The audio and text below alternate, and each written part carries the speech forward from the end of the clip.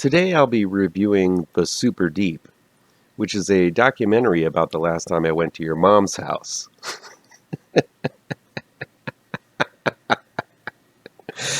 Uh, Please stick around for the review.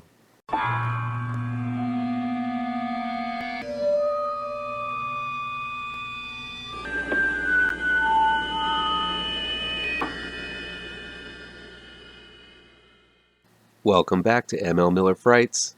I'm ML Miller. Before we begin, please do me a favor and punch that like button down below. Share this video with all of your social media addicted pals. Click subscribe to this channel and ring that bell for notifications.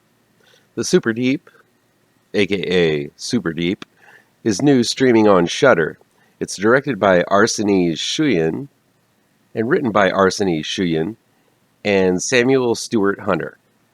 Set in 1984 in Russia at a top-secret research facility, 12,000 miles underground is the deepest hole ever dug by man. A scientist named Anya, played by Milena Radulovic, is part of a team to investigate what happened to the members of the previous scientific crew who dared enter the hole and never returned. Accompanied by Russian military, Anya and the researchers descend in a freight elevator built to withstand the intense heat, but they're not prepared for what they find in the hole dubbed the Superdeep. The Superdeep, or Superdeep, it seems to be called both in the trailer and on IMDb, is based on a true story where what seemed like wails and howls were heard coming from the deepest hole ever dug into the earth. While I believe it was proven to be simply the sound of the machinery and the shifting of the earth echoing through the hole, conspiracy theorists and creepypastaists have hypothesized that they bored a hole into hell itself and these were demons and devils making all that racket. While the origins of the monstrosities found in the Superdeep are vague, the film really doesn't get into any theological territory. Instead, it remains science-focused, with the threat being some kind of highly contagious virus that once found, the scientists fight to keep in the center of the earth, despite some of the scientists wanting to bring it up to study and, of course, weaponize it. So instead of this being a hell-on-earth story, it becomes much more of a body horror film by way of the Weyland-Yutani Corporation-style threat premise often seen in the Aliens franchise. But while this is a film that is highly derivative of some of the best horror films ever made, Alien, The Thing, it still stands on its own as a pretty strong film all the way through.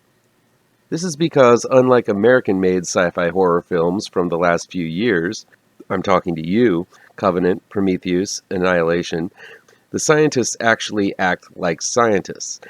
There's a worry of contagion. Steps are taken to protect themselves from possible infection. Sure, later in the film, Radulovic strips down to her skivvies because she feels she is already exposed and is also boiling from the heat, but she doesn't go into this uncharted territory with a tank top and without at least a protective layer of clothing and mask on. Just for that simple fact, The Superdeep is a smarter and more practical movie than the aforementioned recent sci-fi horror films, and I completely appreciate that. Scientists actually acting like scientists? Imagine that. A lot will be said about the monsters in this film, and I will say the design of the creatures they find in the hole are nightmarish. Unfortunately, things are lit very poorly, most likely because they're trying to cover up some of the lower budgeted effects that go on in the film's climax. There are some amazing practical effects, but I think the monster in the final scene is obscured because it might have looked goofy fully lit. Still, there's a later scene where one of the infected has been schmelded to the wall that I found horrifying, and that one was fully lit and in full view. This is a really gory movie, and it reminds me of the type of bizarre growth seen in Bernie Wrightson's twisted renditions of the monsters in his issues of The Swamp Thing. I hold Wrightson's work as some of the best horror art in comics, so you should take that as the ultimate compliment. While the rampaging beast might not be the best, the other effects here are top-notch. One of the things that isn't top-notch is that while the effects are great, the film really doesn't communicate the high temperature of the underground world very well.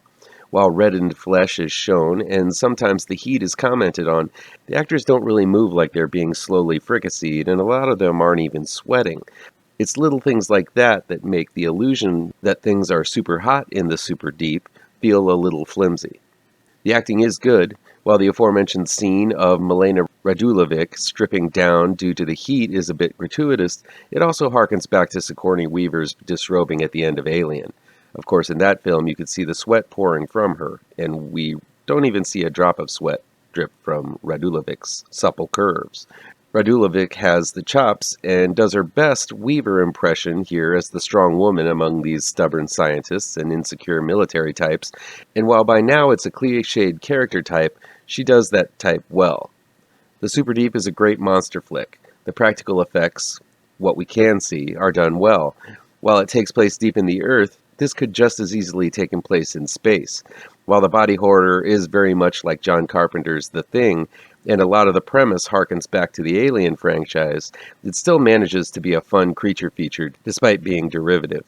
While it has very familiar elements, the Superdeep plays with those elements extremely well, making this one sci-fi horror flick worth recommending.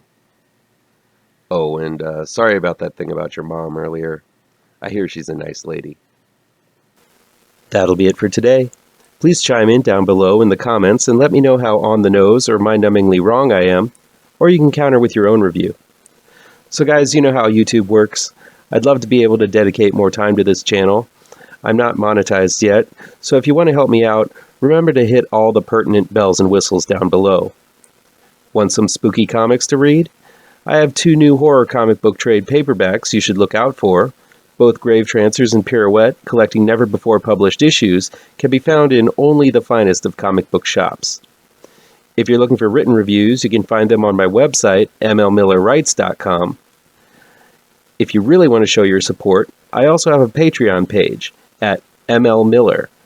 Look for the link to my Patreon page down below. Thank you so much for your time, and take care.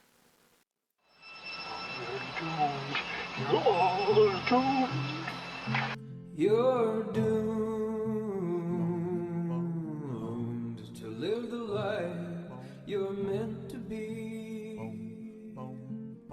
stuck inside your